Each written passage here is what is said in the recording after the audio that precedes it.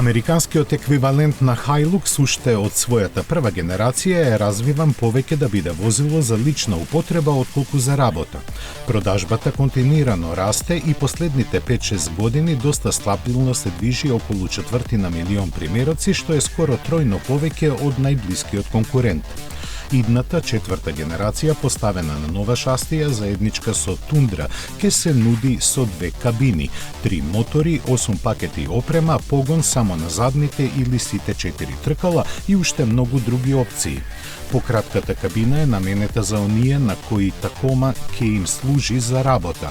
Место помошни седишта назад има простор за товар кој може да се заклучи.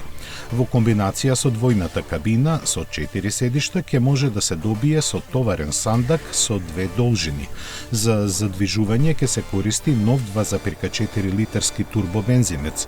Основната верзија располага со 228 конски сили, а посилната со 270, односно 8 повеќе ако место со 6 степен мануелен е спарен со 8 степен автоматски менувач.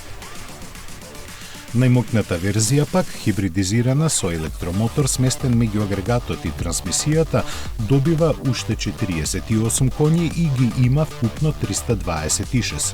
Механичките подобрувања не застануваат тука. На сите тркала се монтирани диск сопирачки, серво управувањето е електрично, а кај патнички ориентираните верзии ослонувањето назад е мултилинк со спирални пружини.